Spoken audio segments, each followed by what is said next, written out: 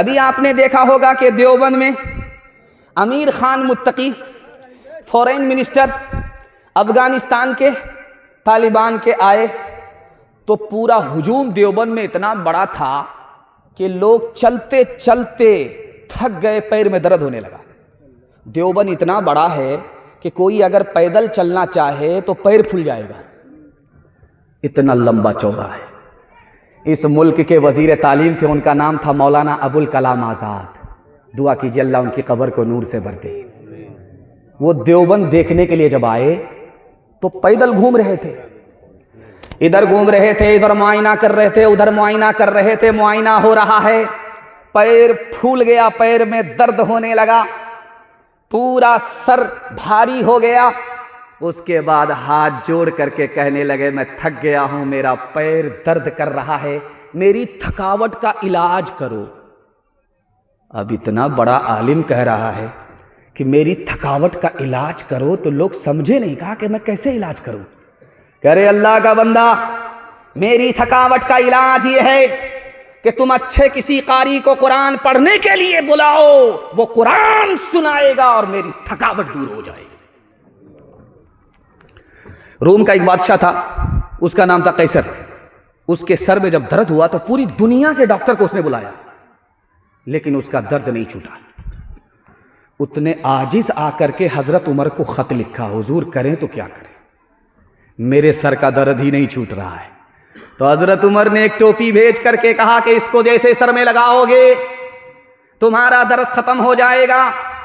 टोपी जैसे ही हजरत उमर की खिदमत से आई, उसने जैसे ही सर पे लगाया, सर का दर्द खत्म हो गया।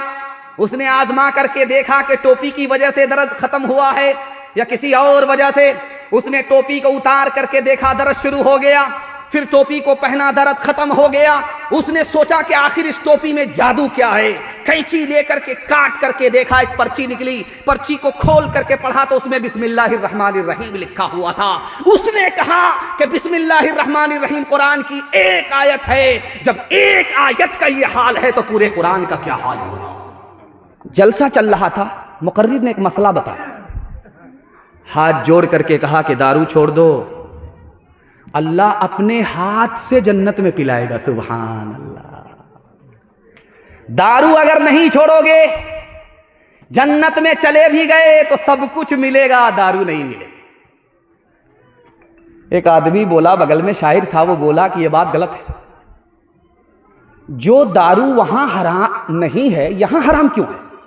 उसने एक मिसरा कहा, जाहिद अगर है ये मसला तो फिर मुझको इसमें कलाम है। वो मैं जो खुल्द बरी में रवा, मैं कदे में क्यों वो हराम है। दूसरा शायर था, बूढ़ा था, 100 चोट सोनार की, 1 चोट लोहार की उसने मारी। क्या जवाब दिया कि उसका एतराज खत्म हो गया और उसको तसल्ली हो गई। उस मिसरे को सुनाता हूं और अपने जवान की आंख से पट्टी हटा रहा हूं। दुआ करता हूं अल्लाह हमारे जवानों को शराब से, कबाब से, जुआ से, जिना से कदम कदम पर अल्लाह मामून और महफूज फरमाए।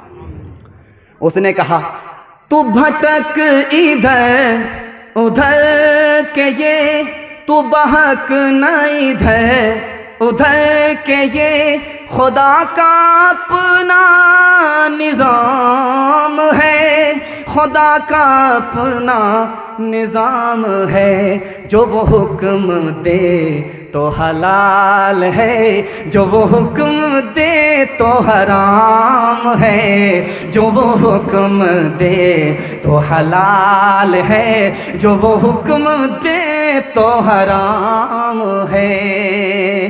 नफ्स के ताबे हुए ईमान रुखसत हो गया, वो ज़नाने में घुसे मेहमान रुखसत हो गया। मैं उन्होंने पी अब उनके पास क्यों कर दिल लगे, मैं उन्होंने पी अब उनके पास क्यों कर दिल लगे।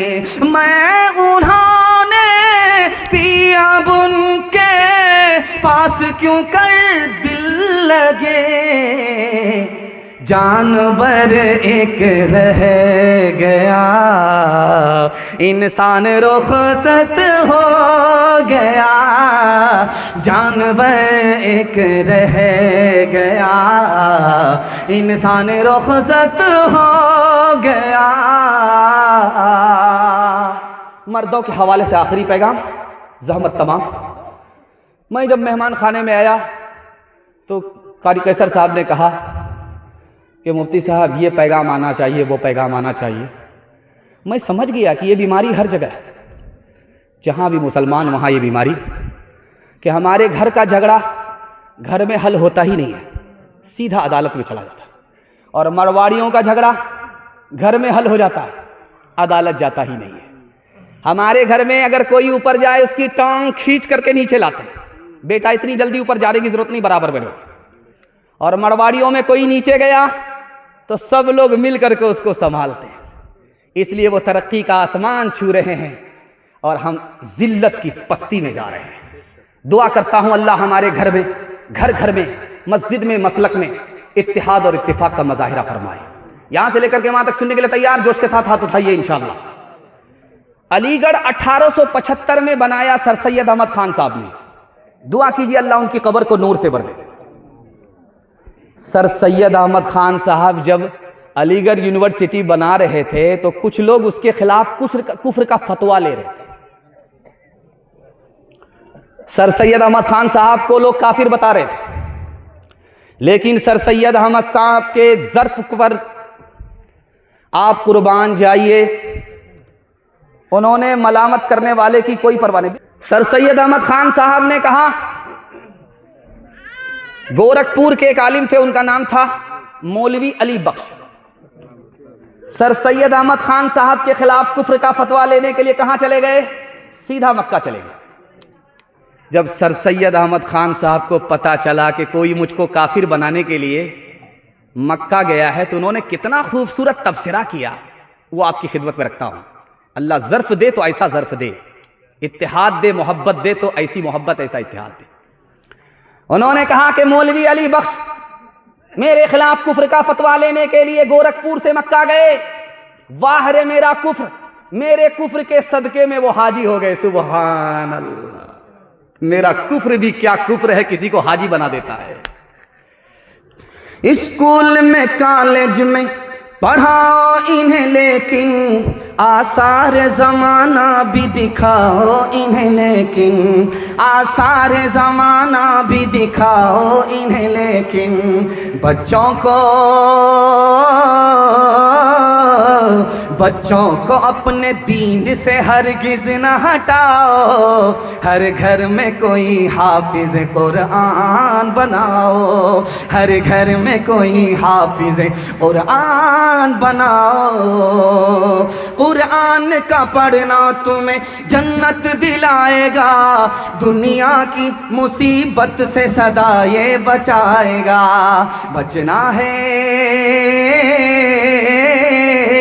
बचना है जहन्नम से तो ईमान बचाओ। हर घर में कोई हाफिज़ कुरान बनाओ। नबी की सुन्नत के हवाले से पैगाम यहाँ से लेकर के वहाँ तक सुनने के लिए तैयार, जोश के साथ हाथ उठाइए इंशाअल्लाह। सीधा जेल में जाकर के दाढ़ी रखेंगे, हाथ उठा दीजिए इंशाअल्लाह। माशाअल्लाह, हम पहचानने ही के लिए आए, हम पहुँचा ही देंगे। एक किताब है, उसका नाम है दरबार अकबरी किताब है। तो लिखा कि अकबर बादशाह जब हिंदुस्तान में हुकूमत करता था तो उसके दरबार में सबको दाढ़ी थी, और अचानक सबने दाढ़ी सफाचट कर ली, चेहरा फुटबॉल का मैदान हो गया। हुआ कैसे, इसको सुना रहा।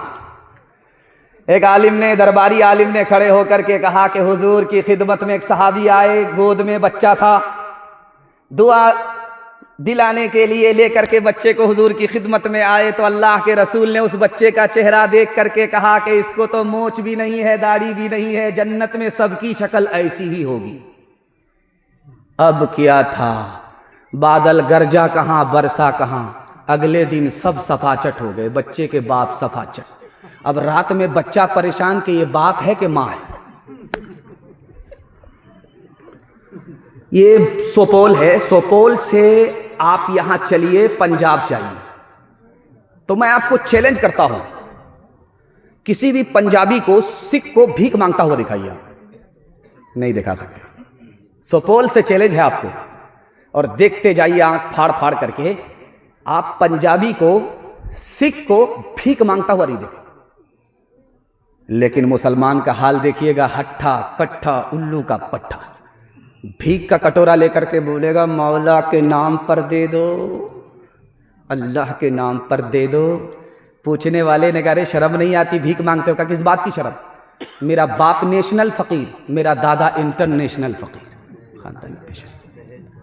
दूसरा नमूना आपकी खिदमत पर रखता हूं, ध्यान से सुनिएगा। ये सुपौल से लेकर के पंजाब तक देखिए, सिख और सरदार को, सिख को, पंजाबी को, कि छोटी बड़ी दाढ़ी जरूर होगी, पगड़ी सर पे जरूर होगी।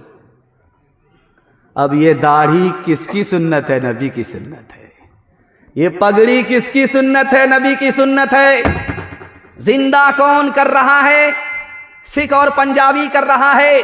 आज दुनिया जानती है कि जो इज्जत सरदार को मिली है, सिख और पंजाबी को मिली है, मुसलमान को नहीं।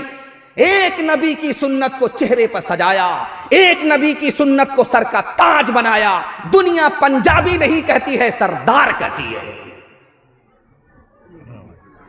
आखिरी नमूना आपकी खिदमत में, एक मिसाल से पैगाम को खत्म कर रहा हूं। एक आदमी मुसलमान होकर के 2 लाख रुपए का कुत्ता खरीदा, मुसलमान होकर, और उसको गोद में बैठा करके ऐसे पाल रहा है जैसे लोग बच्चे को पालते। उसको किसी आलिम ने कहा, अरे शर्म नहीं आती? नबी ने मना किया, कुत्ते को घर में पालोगे रहमत के फरिश्ते नहीं आए। तो उस आदमी ने कहा, इसीलिए तो पाल रहा, जब फरिश्ता आएगा नहीं, मेरी रूह निकालेगा नहीं, मैं जिंदा ही रहूंगा, मरूंगा ही नहीं। सुभान अल्लाह। कह रहे अल्लाह का बंदा, कुत्ता भी तो मरता है, जो कुत्ते की रूह निकालता है वही तुम्हारी रूह निकालेगा। जो लोग मोहम्मद के वफादार नहीं हैं, अल्लाह की रहमत के वो हकदार नहीं हैं। जो लोग मोहम्मद के वफादार नहीं हैं, हासिल है जिन्हें इश्क़े मोहम्मद का खजीना, कौनैन की दौलत के तलबगार नहीं है। जो दीन हमें दे गए सुल्ताने मदीना, हम उसके बदल लेने को तैयार नहीं है। किस्मों से मोहम्मद के ये बनते हैं फिदाई, अग़यार की रस्मों से जो बेजार नहीं है। किस्मों से मोहम्मद के ये बनते हैं फिदाई, अग़यार की रस्मों से जो बेजार नहीं है। शक्ल तुम्हारी औरत जैसी, तुमने बना ली सूरत कैसी। मोच उड़ाए, दाढ़ी बनवाए, औरत जैसी शक्ल बनाए। तुम्हें क्या हो गया है? तुम्हें क्या हो गया है? माशाल्लाह बड़ी बेदारी के साथ आपने सुना। अगर इसकी हिफाजत हो गई तो अल्लाह 100 शहीद का सवाब हमें देगा। हाथ उठाइए, वादा कीजिए, बीवी से पूछ करके दाढ़ी रखेंगे इंशाअल्लाह। खैर माशाल्लाह जगह पर आ गए, बड़ी जल्दी जगह पर आए, वरना तो मैं जनाजा ही पढ़ा देता। तीसरा पैगाम आपकी खिदमत में रखता हूं, छोटे छोटे बच्चों के हवाले से,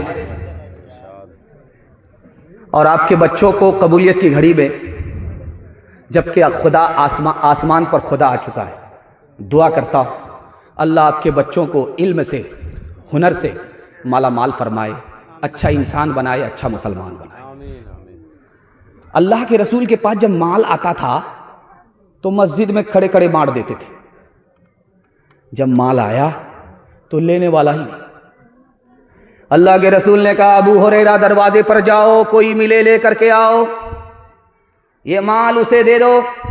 गए, वापिस आए का कोई नहीं है, फिर भेजा, फिर वापिस आए कोई नहीं है, फिर भेजा, फिर वापिस आए कोई नहीं है। कहा, अबू हुरैरा जब कोई नहीं है तो तुम ही ये माल लेकर के जाओ। हजरत अबू हुरैरा हाथ जोड़ करके खड़े हुए, अल्लाह के रसूल हमको ये माल नहीं चाहिए, हमको वो इल्म चाहिए जो आपके सीने के अंदर है, हमें तो वो इल्म चाहिए। इस दौलत को ठुकरा दी, उस दौलत इल्म को हासिल किया। 5400 हदीस के हाफिज बन करके उम्मत को रिवायत की और वक्त का गवर्नर बन गए। सुबह जब होगी तो आपका एक बच्चा स्कूल की तरफ जाएगा, सुबह जब होगी तो एक बच्चा आपका मदरसे की तरफ जाएगा। इमाम मुल्ला अली कारी के हवाले से पैगाम आपकी खिदमत में रखता हूं, अल्लाह उनकी कब्र को नूर से भर दे। आपका बच्चा सुबह को उठा है, एक बच्चा स्कूल की तरफ गया है और दूसरा बच्चा मदरसे की तरफ गया है। तो जो बच्चा मदरसे की तरफ गया है, अभी मदरसा पहुंचा नहीं है, उसके लिए चूंटी भी दुआ करती है और मछली भी दुआ करती है। मुल्ला अली कारी रहमतुल्लाह अलैह लिखते हैं कि चूंटी सबसे छोटी मखलूक है, मछली दरिया के अंदर रहने वाली बड़ी छोटी मखलूक है। चूंटी हराम मखलूक है, उसको खा नहीं सकते। मछली हलाल मखलूक है, उसको खाया जाता है। और जो मछली मखलूक है खाने वाली वो दरिया के अंदर है, जो चूंटी हराम मखलूक है उसको खा नहीं सकते, वो दरिया से बाहर है। मतलब साफ है कि आपका बच्चा इधर मदरसे की तरफ गया, हर छोटी बड़ी मखलूक उसके लिए दुआ कर रही है, हराम हलाल दोनों मखलूक दुआ कर रही है। जो दरिया के अंदर है, जो दरिया से बाहर है, दोनों दुआ कर रही है। सोपोल का बच्चा सोपोल से निकला लंदन पढ़ने के लिए, बाप ने भेजा। तो जब जा रहा था तो नाना मामू चच्चा सबको पहचान रहा था। जब पढ़ करके आया कोट पतलून में तो बाप से ही कहता तुम कौन हो। उसका बाप बड़ा सियाना था, कहा हमको नहीं पहचाने, तुम्हारी माँ का भतार है, तुम्हारी माँ हमारी जोरू है। हाथ जोड़ करके एक पैगाम आपकी खिदमत में दे करके जा रहा हूं। उम्मीद करता हूं कि आप बेदारी के माहौल में सुन रहे हैं, आपके बच्चे का मुस्तकबिल रोशन होगा। आप डॉक्टर बाद में बनाइए, पहले अपने बच्चे को दीन की तालीम से मुसलमान बनाइए। हाथ उठाइए, अपने बच्चे को मुसलमान बनाएंगे। डॉक्टर का फीस नगद, मदरसे का चंदा उधार। हाथ उठा दीजिए इंशाअल्लाह। खैर माशाल्लाह चाचा, मैंने आपको देख लिया है, आप दोनों तरफ से आए, कन्या के भी मामू हैं, दुल्हा के भी मामू हैं। खैर अल्लाह हमारे सुनाने को, आपके सुनने को बेहद कबूल फरमाए। कुरान के हवाले से पैगाम, जहमत तमाम। जलसे में, मदरसे में, मस्जिद में, गांव में जलसा होता था, मगर एक आदमी जलसा सुनता नहीं था। उससे किसी ने पूछा कि बस्ती में जब भी जलसा होता है तुम जलसा क्यों नहीं सुनते? कहा मैं रोज अपनी बीवी की गाली सुनता हूं, हमको क्या जरूरत है जलसा सुनने की। चौथा पैगाम कुरान के हवाले से आपकी खिदमत में रखता हूं और दुआ करता हूं, अल्लाह ज़मीन की पस्ती से कुरान की बरकत हम सबको उठाए और इज्जत की बुलंदी हम सबको अता फरमाए। दरभंगा में इमाम साहब नमाज पढ़ा रहे थे, सूरह फातिहा पढ़ने के बाद सूरत भूल गए, पीछे मुक्तदी नमाज पढ़ रहे थे। अब सोचा कि अगर मुक्तदी को पता चल जाएगा तो तनख्वाह भी बंद कर देंगे। अब सूरह फातिहा के बाद बार बार घुमा रहे हैं एक ही आयत को, औज़ बिल्लाहि मिनश शैतानिर रजीम, औज़ बिल्लाहि मिनश शैतानिर रजीम, औज़ बिल्लाहि मिनश शैतानिर रजीम। दरभंगा का मुसलमान समझ गया कि ज़रूर दाल में काला है, ये बार बार शैतान क्यों आ रहा है। तो पीछे एक मुंहफट मुक्तदी था, नमाज में ही कहा, इमाम साहब समझ में आ रहा है, कसूर शैतान का नहीं है, शैतान का कसूर नहीं है, कसूर आपका अपना है, आपको आगे याद ही नहीं है। जब हम कलाम पाक से वाबिस्ता हो गए, वाबिस्ता हो गए, सब मरहले हयात के आसान हो गए, आसान हो गए।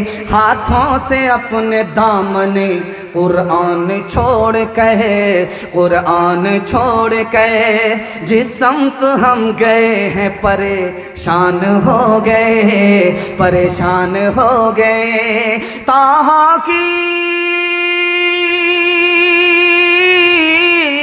ताहा की आयतों पे जो नजरे उमर पड़ी, एक लख्त कलमा पढ़ के मुसलमान हो गए, मुसलमान हो गए। एक लख्त कलमा पढ़ के मुसलमान हो गए। कुरान पर अमल होगा, कुरान की तिलावत करेंगे, हाथ उठा दीजिए इंशाअल्लाह। रमज़ान के बाद कुरान ताक में हाथ उठा दीजिए इंशाअल्लाह। खैर माशाअल्लाह बाराती में आप लोग आए हैं, दांत पिजा करके आए हैं, लेकिन यहाँ तो हड्डी बोटी कुछ नहीं मिलने वाली है, सिर्फ दुआ मिलेगी। जिंदा रहेंगे तो ज़िंदगी मिलेगी, मर गए तो कुरान खानी मिलेगी, इसके अलावा कुछ नहीं मिलेगा। पांचवा पैगाम यहाँ से लेकर के वहाँ तक बेदारी के माहौल में सुनने के लिए तैयार है? जोश के साथ हाथ उठाइए इंशाअल्लाह। दुनिया और आखिरत के हवाले से आपकी खिदमत पे पैगाम है। जिस वक्त हज़रत अक़दस मौलाना अलाउद्दीन साहब सुना रहे थे तो वो घबरा रहे थे। कुछ लोग यहाँ थे, कुछ लोग कहीं थे, लेकिन मैंने देखा जहाँ खाना पक रहा था वहाँ ज़्यादा थे। समझ में आ गया था कि रूहानी ग़िज़ा चाहिए या जिस्मानी ग़िज़ा चाहिए। बड़ा खूबसूरत पैगाम आपकी खिदमत पर रखता हूँ। अभी आप देख रहे हैं मैं आपके सामने हूँ, बयान कर रहा हूँ। अक्टूबर का महीना ख़त्म हो रहा, सर्दी आ गई है, लेकिन पसीना छूट रहा है। ये नहीं, पंखा मत चलाइए, पंखा मत चलाइए। जितना पसीना छूटेगा उतना सवाब मिलेगा, वरना बंगाली भाई किसका खाया पिया घस का। तो मैं ये कहना चाह रहा था कि आप देखिए, मैं आपके सामने बैठा हूं, सर्दी का ज़माना है लेकिन पसीना छूट रहा है।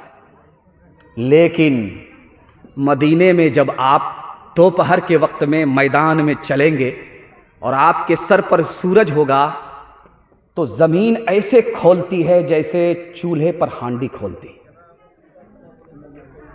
अल्लाह के रसूल ने सहाबा को जमा फरमाया, कहा देखो ये ज़मीन खोल रही है जैसे हांडी पर चूल्हा खोलता है। गर्मी है, जूता उतार करके इस तपती रेत पर खड़े हो जाओ और हिसाब दो, जो मैंने कल तुम्हें पैसा दिया था कहाँ खर्च हुआ, कितना बाकी है, कितना बचा, कहाँ कहाँ खर्च हुआ, कैसे खर्च हुआ, हिसाब दो। पहला आदमी जूता उतार करके जैसे ही पैर रखता है उसका पैर भी जल्ला, दिमाग भी खोल रहा, हिसाब भूल गया, वो भी नाकाम। दूसरा आया वो नाकाम, तीसरा आया वो नाकाम। अब बारी आई आखिरी आदमी की, उसका नाम था हजरत अली रजी अल्लाह। अल्लाह के रसूल ने कहा, अली सबसे कम पैसा मैंने तुमको दिया है, जूता उतारो, पैर रखो, हिसाब दो। फटाफट हिसाब दिया, फटाफट हिसाब दिया, झटाझट हिसाब दिया, फटाफट हिसाब दिया। अल्लाह के रसूल ने उस मौके से कहा, लोगों दुनिया में तुम्हारे पास ज़रूरत से जितना कम पैसा होगा हिसाब उतना आसान होगा, ज़रूरत से जितना ज़्यादा पैसा होगा हिसाब उतना मुश्किल होगा। अभी आफ्ताब भाई के हवाले से लोग कह रहे थे कि आफ्ताब तो दिन में निकलता है, लेकिन ये आफ्ताब रात में निकलता है। यह आफ्ताब सखावत का आफ्ताब है, वो रात दिन निकलता है। अल्लाह सखावत को आबाद रखे, मुबारकबाद रखे। आफ्ताब ग्रहण हुआ, सूरज ग्रहण हुआ तो अल्लाह के रसूल ने सारे सहाबा को जमा करके कहा कि नमाज पढ़ो।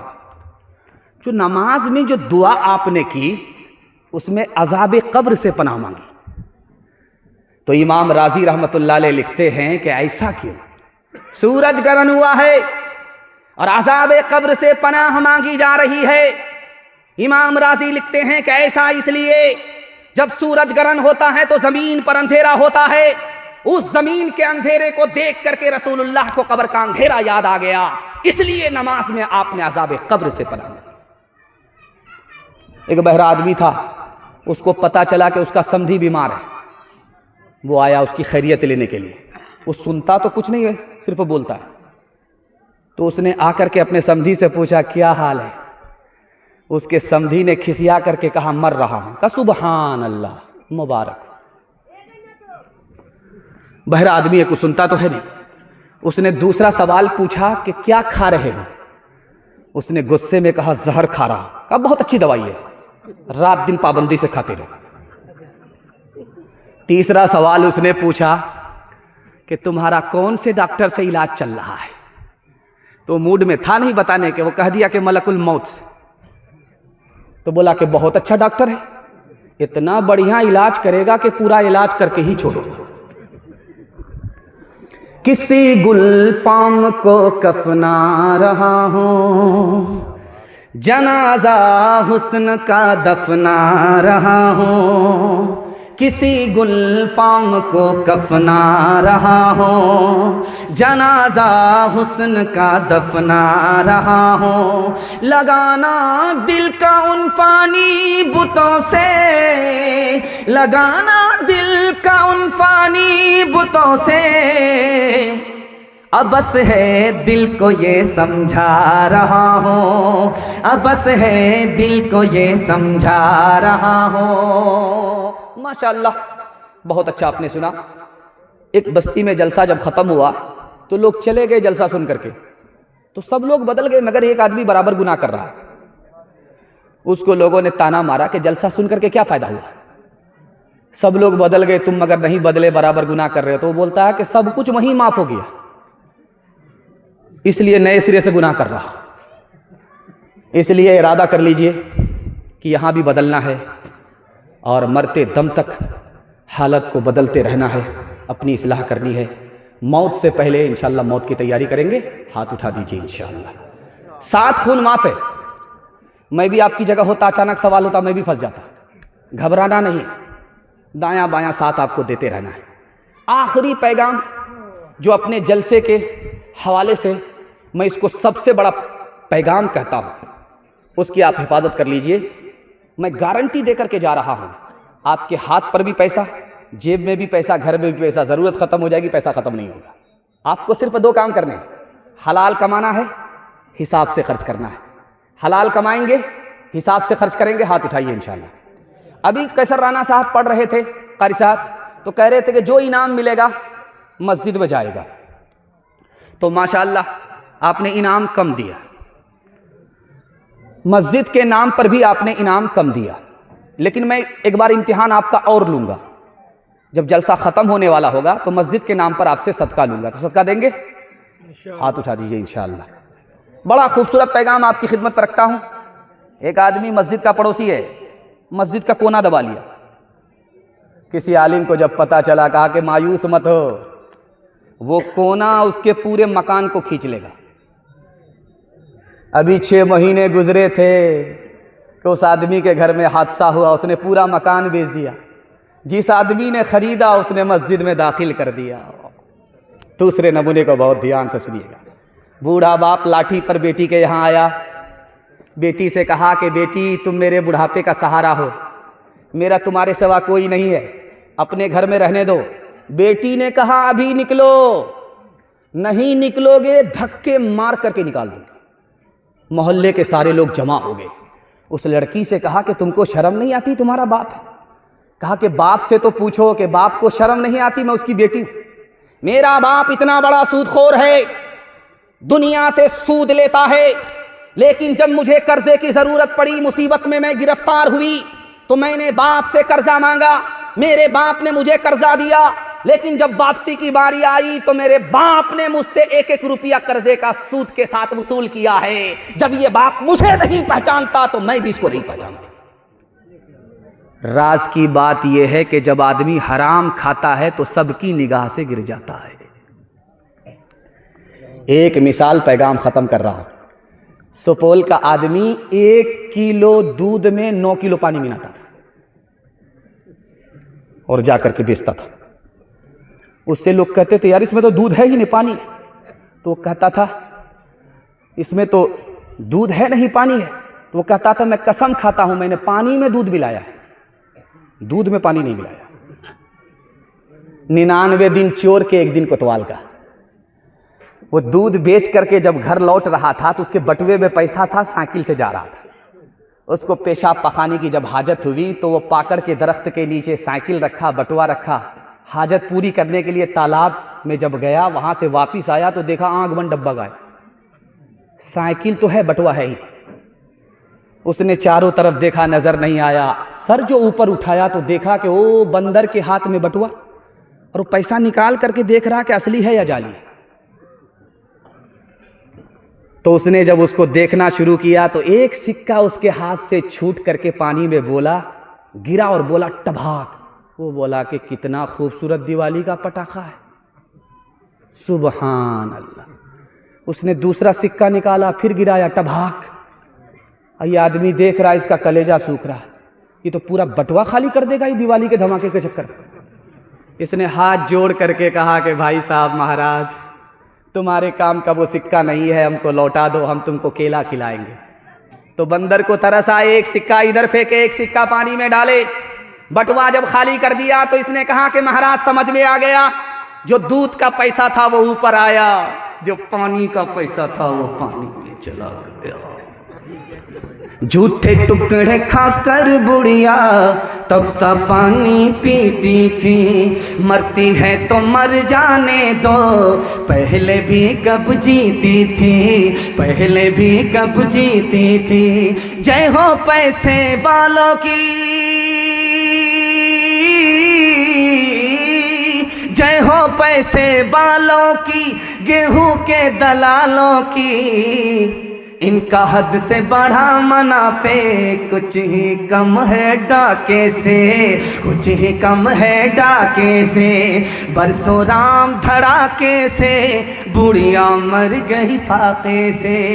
कल युग में भी मरती है, सतयुग में भी मरती थी, ये बुढ़िया इस दुनिया में सदा ही फाके करती थी। जीना उसको रास न था, जीना उसको रास न था, पैसा उसके पास न था, उसके घर को देख के लक्ष्मी मुड़ जाती थी नाके से, मुड़ जाती थी नाके से। बरसों राम धड़ाके से, बुढ़िया मर गई फाके से।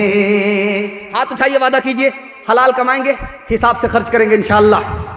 फ्री में अगर शादी में मिला तो छोड़ेंगे नहीं, हाथ उठा दीजिए इंशाअल्लाह। खैर माशाअल्लाह, इसमें मैंने देख रहा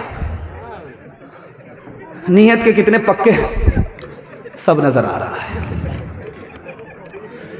जवानों के हवाले से पैगाम आपकी खिदमत में, दिल खुश हो गया कि मैं देख रहा हूं कि इस मजमे में बच्चे कम आए, और बच्चों से ज़्यादा बूढ़े और बूढ़ों से ज़्यादा माशाअल्लाह अल्हम्दुलिल्लाह जवान हैं। मैं अपने जवानों के वास्ते दुआ करता हूं, अल्लाह हमारे जवानों को दीन दुनी रात चगुनी तरक्की से माला माल फरमाए।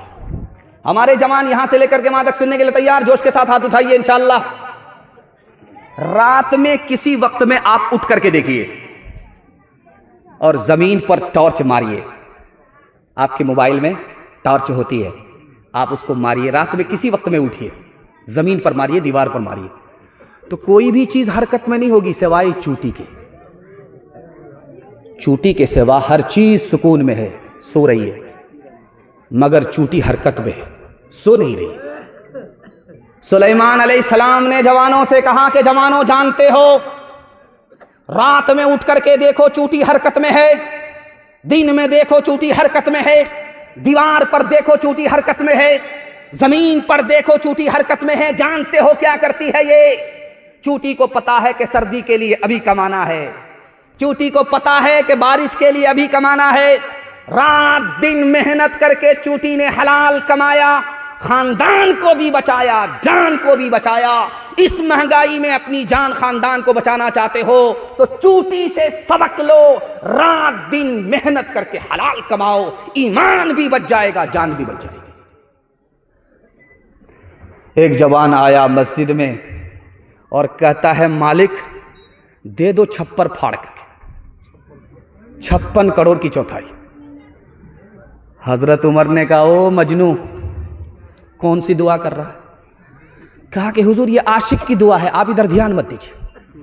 कहा ओ आशिक के बच्चे, याद रखो आसमान से सोना बरसता नहीं है, आसमान से चांदी बरसती नहीं है। जरूर मस्जिद में दुआ करो, लेकिन दुआ के बाद मस्जिद में मत रुको, मेहनत के लिए मस्जिद से बाहर निकल जाओ। एक जवान अपने दोस्तों से कह रहा था मेरी शादी राजा की बेटी से हो रही। उसके दोस्तों ने कहा कहां राजा भोज, कहां गंगवा तेली, तुम्हारी शादी राजा की बेटी से कैसे हो रही? कहा मेरी तरफ से कबूल है, उसकी तरफ से बाकी। हाथ उठाइए, वादा कीजिए हलाल कमाएंगे, हिसाब से खर्च करेंगे, फ्री में शादी करेंगे अल्लाह पर भरोसा करके। हाथ उठाइए इंशाअल्लाह। अपनी और अपने बेटे की शादी फ्री में करेंगे, हाथ उठा दीजिए इंशाअल्लाह। अच्छा माशाअल्लाह, कुछ लोग हाथ उठाए। वो दूसरी और तीसरी के चक्कर में उनकी बीवी ने चैनल के जरिए से देख लिया हाथ को, तो जहर खिला करके ऐसा मारेगी कि सीधे कयामत में उठेगी। हाल न पूछे दर्द न बांटे इस जंगल के लोग, अपना अपना सुख है सबका, अपना अपना सुख। कोई नहीं जो हाथ बढ़ा कर, कोई नहीं जो हाथ बढ़ा कर गिरतों को ले थाम। बाहर से चुप चुप लगता है, अंदर है कोहराम। बाहर से चुप चुप लगता है, अंदर है कोहराम। आपको ये मिसरा मिसदाक के बगैर समझ में नहीं आएगा। मैं मिसदाक को ले आता हूं तो आपको मिसरा ज्यादा समझ में आएगा। कल बारात जाने वाली है, लड़का लड़की को फोन कर रहा है कि तुम्हारे बाप ने 4 चक्का का वादा किया था, 4 चक्का खरीदा है कि नहीं, 4 चक्का खरीदा है कि नहीं।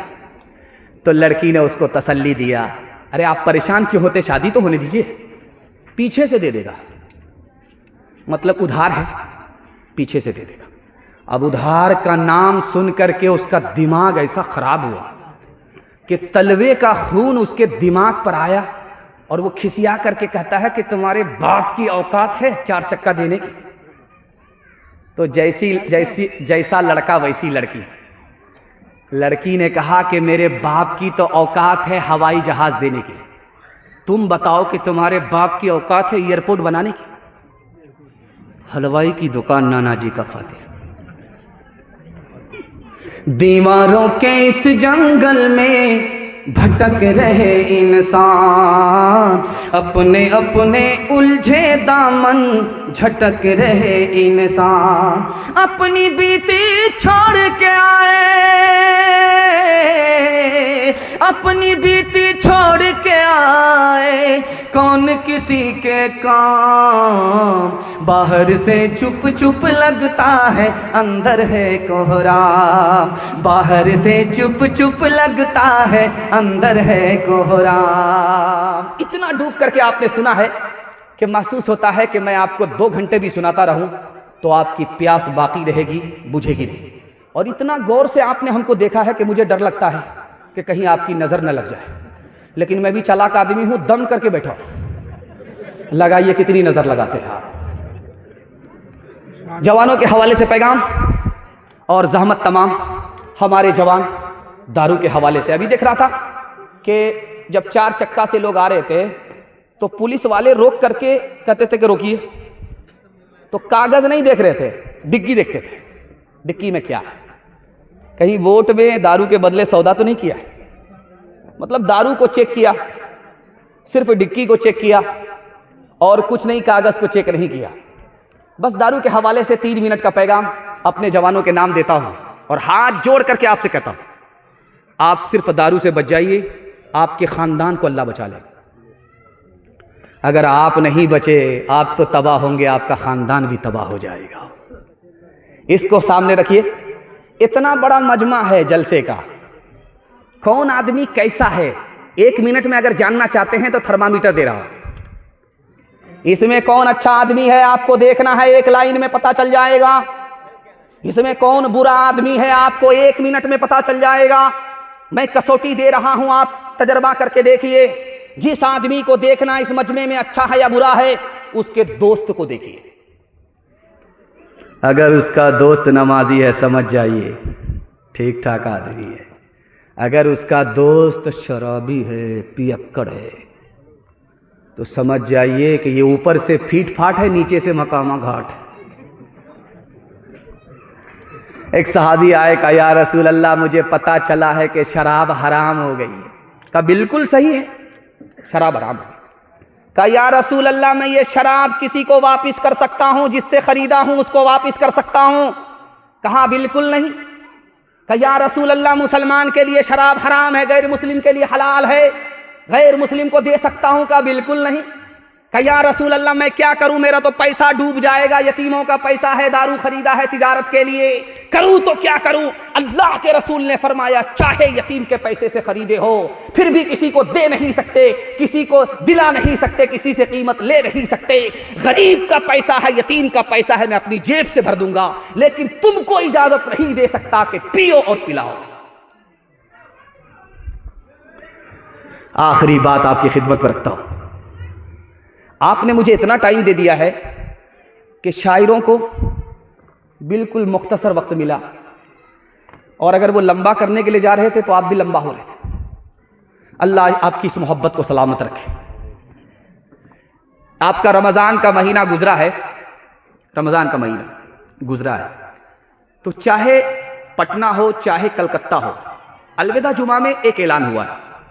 उस ऐलान पर इस पैगाम को ख़त्म कर रहा हूँ और दुआ करता हूँ अल्लाह आपस का इत्तिहाद और इत्तिफाक हम सबको नसीब फरमाए। तो उसमें ऐलान ये था, इमाम साहब माइक लेकर के खड़े होकर के बोले, लोगों यह अलविदा जुमा है, इसके बाद रमज़ान का कोई जुमा नहीं है, ईद की नमाज है। याद रखो ईद की नमाज ईदगाह में इतने बजे होगी, 8:30 बजे होगी, 9:30 बजे होगी, 8 बजे होगी, 9 बजे होगी। ऐलान हो गया। एक आदमी तैश में आकर के खड़ा हुआ, कहा इमाम साहब गलत ऐलान किए, ऐलान वापस लीजिए। ईद की नमाज अगर आप मस्जिद में पढ़ेंगे तो मैं पढ़ूंगा आपके पीछे, अगर ईद की नमाज ईदगाह में पढ़ेंगे मैं कभी नहीं पढ़ूंगा। तो इमाम साहब ने करीब बुला करके कहा, अरे अल्लाह का बंदा, जुमा की नमाज नहीं है, ईद की नमाज है, आम हालत में ईदगाह में पढ़ी जाती है, तुमको क्या परेशानी है? कहा परेशानी मेरे भाई का मुझसे 10 साल से केस चल रहा है, वो हमेशा ईदगाह में नमाज पढ़ता है, वो मनहूस जब तक ईदगाह में नमाज पढ़ेगा मैं नहीं पढ़ूंगा। तो समझ में आ गया कि ये घर से चोट खाया हुआ है। बुला करके कहा कि तुम्हारा मसला चुटकी में हल कर देते हैं। वो एक किनारे में ईदगाह में नमाज पढ़ेगा, तुम दूसरे किनारे में ईदगाह में नमाज पढ़ना। जब नमाज खत्म हो जाएगी तो वो अलग रास्ते से चला जाएगा, तुम अलग रास्ते से चले जाओगे। फिर भी खफा होकर के कहता कि आप एक किनारे की बात करते हैं, अगर मुझे पता चल गया कि मेरा भाई जन्नत में गया है तो मैं जन्नत में भी नहीं जाऊँ। हाथ उठाइए, वादा कीजिए, मोहब्बत से जिएंगे, मोहब्बत से मरेंगे। 3 दिन इख्तलाफ रहेगा, उसके बाद इख्तलाफ खत्म हो जाएगा। हाथ उठाइए इंशाअल्लाह। दामाद बेटी का झगड़ा, दामाद सीधा जेल, हाथ उठा दीजिए इंशाअल्लाह। जिंदाबाद जिंदाबाद ऐ मोहब्बत जिंदाबाद, जिंदाबाद जिंदाबाद ऐ मोहब्बत जिंदाबाद। मंदिर में तू, मस्जिद में तो तू ही है ईमानों में, मुरली की तानों में तू और तू ही है आज़ानों में, मुरली की तानों में तो और तू ही है आज़ानों में। तेरे ही दम से, तेरे ही दम से दीनों धर्म की दुनिया है आबाद। जिंदाबाद जिंदाबाद ऐ मोहब्बत जिंदाबाद। ताजे हुकूमत जिसका मजहब फिर उसका ईमान कहाँ, जिसके दिल में प्यार न हो वो पत्थर है इंसान कहाँ, जिसके दिल में प्यार न हो वो पत्थर है इंसान कहाँ। प्यार के दुश्मन होश में प्यार के दुश्मन होश में आ तू जाएगा बर्बाद। जिंदाबाद जिंदाबाद ऐ मोहब्बत जिंदाबाद। माशाल्लाह पैगाम ख़त्म हो गया और सिर्फ 5 मिनट के लिए मेरे हिस्से का जलसा बचा हुआ है। औरतों के हवाले से 3 पैगाम, यहाँ से लेकर के वहाँ तक सुनने के लिए तैयार? हाथ उठाइए इंशाल्लाह। बहन से ज़्यादा साली पर मेहरबान, हाथ उठाइए इंशाल्लाह। माशाअल्लाह माशाअल्लाह।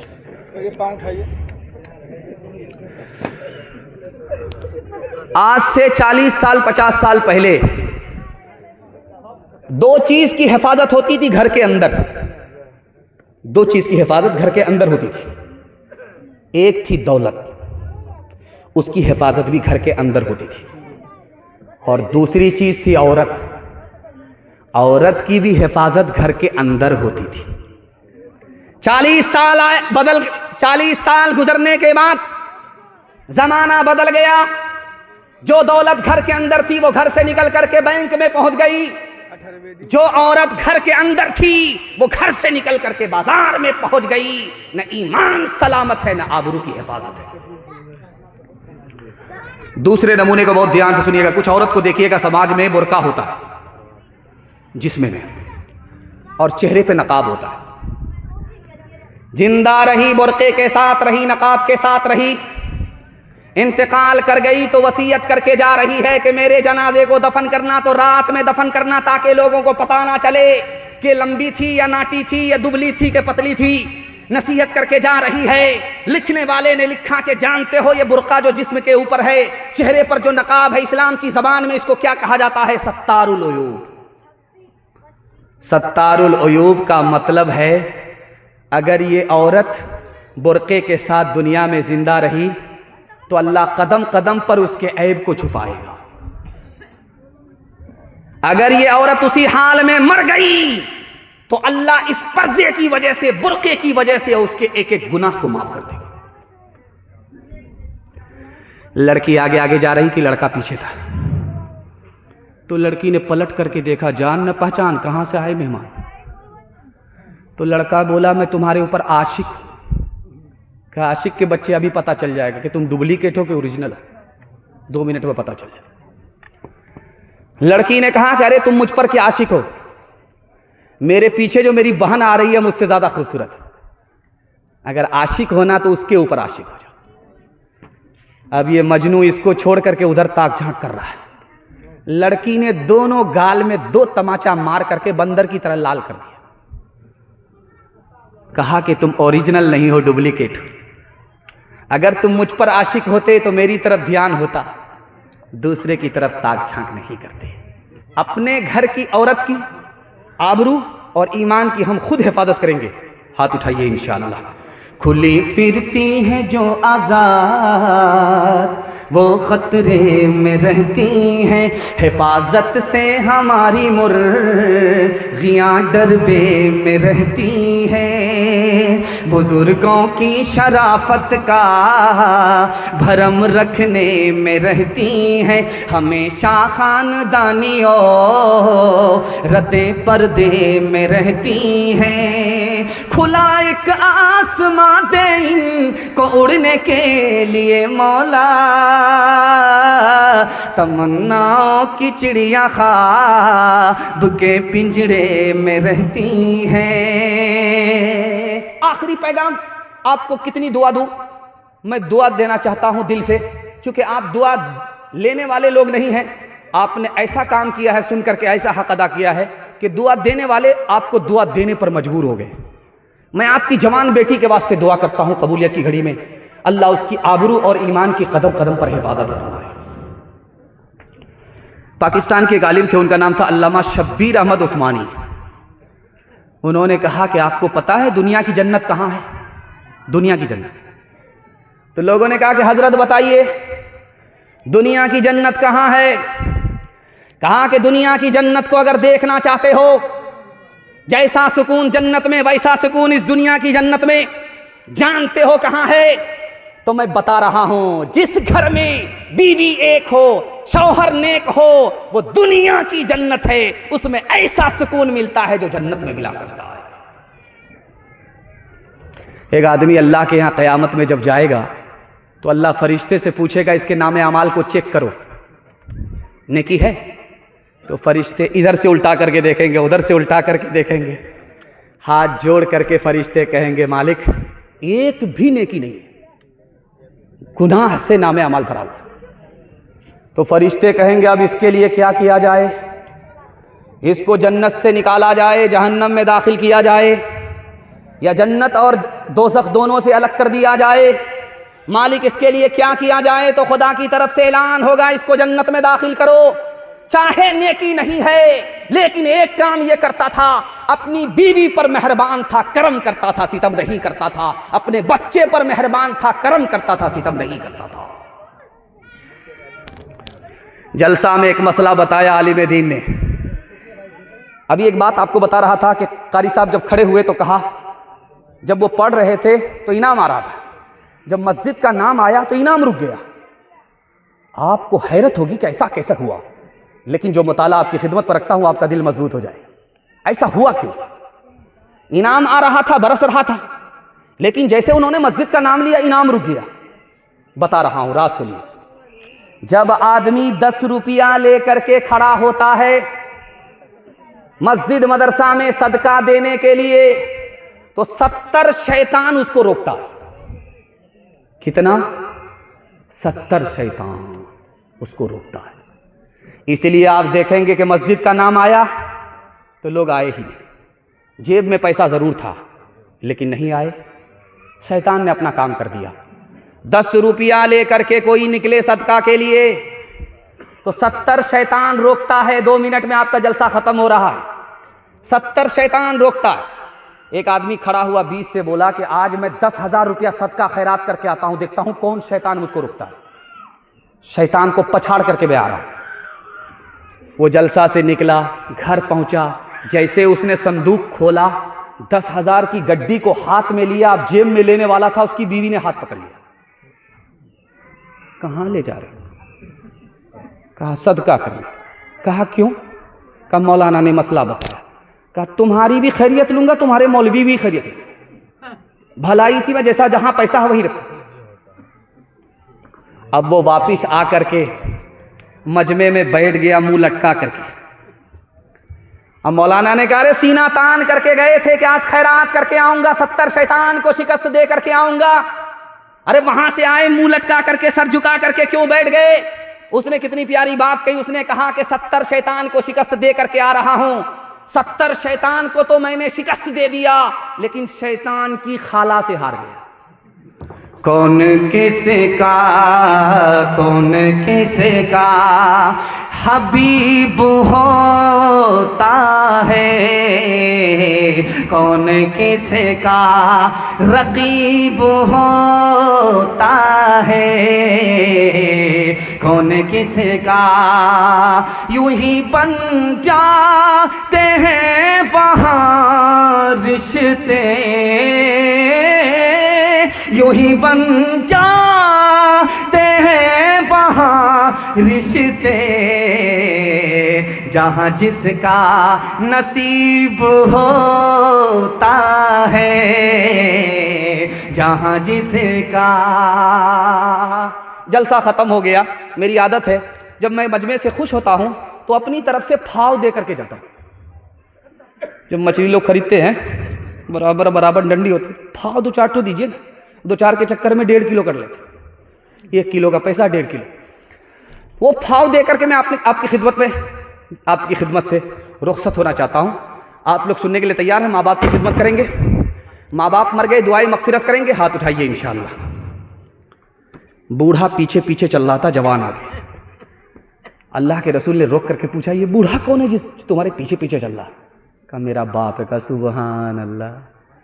अगर ये तुम्हारा बाप है तो बाप से आगे मत चलना, अगर ये तुम्हारा बाप है तो बाप से पहले मत बैठना, अगर ये तुम्हारा बाप है बीमारी और बुढ़ापे की वजह से कपड़े में पेशाब कर दे तो उसके कपड़े को इस तरह धोना जैसे बचपन में मोहब्बत से तुम्हारे पेशाब को धोया है। बेटा नाफरमान हुआ, दोजख में पहुंच गया। उसके माँ बाप अपने माँ बाप के नाफरमान हुए, वो दोजख में पहुंच गए। आखिरी मिसाल पैगाम खत्म कर रहा है। तो दोजख में बेटा भी जल रहा है, माँ बाप को देख रहा है, माँ बाप भी जल रहे हैं, बेटे को देख रहे। तो बेटा खुदा से कहता है मालिक मैं आग में जल रहा हूं, मुझे इसकी कोई परवाह नहीं है, लेकिन मेरे माँ बाप आग में जल रहे हैं, मैं बहुत शर्मिंदा हूं। मेरे खुदा मेरे माँ बाप को, मेरे माँ बाप के गुनाह को मेरे सर पर डाल दो, मेरे माँ बाप को जहन्नम से निकाल दो, जन्नत में दाखिल कर दो, माँ बाप के गुनाह की सजा मुझको दो। तो खुदा कहेगा लो भाई सुबहान अल्लाह, ये तो माँ बाप का दुनिया में बहुत बड़ा नाफरमान था और आखिरत में ये अपने माँ बाप का तरफदार बन करके माँ बाप को दोज़ख से निकालना चाहता है। खुदा बोलेगा कि तुम्हारी अदा मुझको पसंद आई, चलो तुम अपने माँ बाप के हाथ को पकड़ो, माँ बाप के साथ जन्नत में चले जाओ। माँ बाप के खैर खा को मैं दोजख में नहीं रखा करता। हाथ उठाइए, वादा कीजिए माँ बाप की खिदमत होगी इंशाअल्लाह। बीवी जब मर जाएगी तब खिदमत होगी इंशाअल्लाह। शादी से पहले माँ बाप को, शादी के बाद सास ससुर को कमा करके खिलाएंगे इंशाअल्लाह। वो थे महरूम, माशाअल्लाह, अल्लाह उनके सदक़े को कबूल फरमाए, उनकी इज़्ज़त आबरू की कदम कदम पर अल्लाह हिफाजत फरमाए, फ़ातिमा और आयशा का नमूना बनाए, जन्नत जाने वाली, जन्नत ले जाने वाली बनाए। वो थे महरूम मगर तुझको पढ़ाया भी है, हो पसीना तेरी खातिर तो बहाया भी है, हो पसीना सर उठा कर जो तू रहता है आज शाह में, सर उठा कर के जो रहता है तू शाह में, ये तेरे बाप का सदका है, इस काबिल बनाया है, ये तेरे बाप का। एक बार आपके माँ बाप के लिए मैं दुआ करता हूँ और माँ बाप की खिदमत के लिए आपके लिए दुआ करता हूँ। आपके माँ बाप को आपकी दुआ की बरकत से अल्लाह जन्नतुल फिरदौस में जगह अता फरमाए। दुनिया में आदमी 3 काम करते हैं रात दिन, लेकिन वो मुकम्मल होते ही नहीं हैं। मुकम्मल कहाँ होंगे ये आपको बताने के लिए जा रहा हूँ। सीरत के हवाले से आप सुनने के लिए बैठे हैं, सुना रहा हूँ। आदमी खाता है, भूख मिटती नहीं है। रात में खाया, भूख सुबह को लग रही है, सुबह को खा लिया, दोपहर में भूख लग रही है, भूख मिटती नहीं है। कहाँ मिटेगी बता रहा हूँ, जब मरने के बाद कयामत में खुदा के दस्तरखान पर खुदा का बंदा पहुंचेगा, लुकमा हलक के नीचे उतरेगा, दुनिया की भूख मिट जाएगी। दूसरा नमूना आपकी खिदमत में रखता हूं कि आदमी सोता है, नींद पूरी होती नहीं है। ये नींद कहां पूरी होगी? जमीन के ऊपर नहीं होगी। जब आप जमीन के नीचे जाएंगे, कब्र में पहुंचेंगे, वो अधूरी नींद जो जमीन के ऊपर अधूरी रही, कब्र में पूरी हो जाएगी।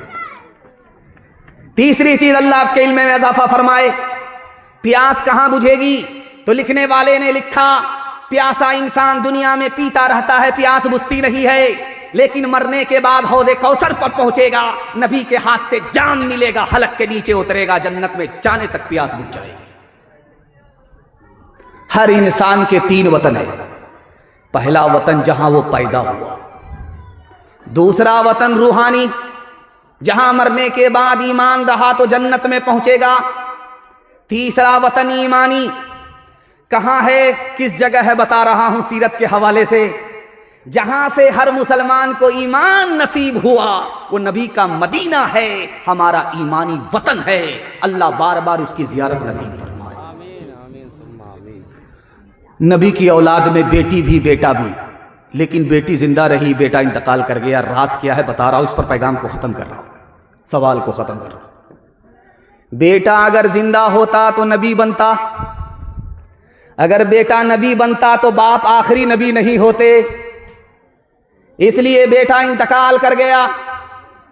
अगर बेटा जिंदा होता, नबी नहीं बनता, तो लोग ताना मारते कि बाप को जो मकाम मिला वो बेटे को नसीब तक नहीं हुआ। इसलिए बेटा अल्लाह को प्यारा हो गया, बेटी जिंदा रही। हिंदुस्तान का एक बादशाह गुजरा, उसका नाम था औरंगजेब। दुआ कीजिए अल्लाह उनकी कब्र को नूर से भर दे। उनके खादिम का नाम था मोहम्मद हसन। तो बादशाह ने कहा कि बेटा मोहम्मद हसन, मुझको मिसवाक ला करके दो। उसने मिसवाक ला करके दिया। उसने कहा बेटा मोहम्मद हसन, मुझको खाना खिलाओ। उसने खाना ला करके दिया। एक मर्तबा बादशाह की जबान से निकला, हसन कहां हो? अब जो हसन आया तो लोटे में पानी लेकर के आए कि हुजूर वजू कर लीजिए। तो बादशाह के वजीर ने उससे पूछा कि तुम्हें कैसे पता चला कि बादशाह का वजू टूट गया है? क्या बादशाह की आदत है जब उसका वजू होता है तो वो मोहम्मद हसन कहता है, जब उसका वजू नहीं होता तो मोहम्मद का नाम बगैर वजू के वो जबान से अदा करता ही नहीं है। हाथ उठाइए, वादा कीजिए, जवानी में निकाह, बुढ़ापे में हज। हाथ उठा दीजिए, जरा मैं ध्यान से आप लोगों को देख लूं कि आप लोग हैं कहाँ, यही हैं कि ससुराल में। पहले तौबा से दिल पाक कर लीजिए, जाम तौहीद लब से लगा लीजिए। पहले तौबा से दिल पाक कर लीजिए, जाम तौहीद लब से लगा लीजिए। पहले तौबा से दिल पाक कर लीजिए, जाम तौहीद लब से लगा लीजिए। आब ज़मज़म से फिर अपना मुँह धोइए, आब ज़मज़म से फिर अपना मुँह धोइए, और नामे शहे अंबिया लीजिए। इतना कह दीजिए आज कासिर ज़रा, आपकी नात गोई का मकसद है क्या? गर नबी की गुलामी की है आरज़ू, तो गुलामे नबी से दुआ लीजिए। माशाअल्लाह, इतना खूबसूरत जलसा, इतने खूबसूरत सामाईन और अजीम समात महसूस हो रहा है कि जलसा अभी शुरू हुआ है।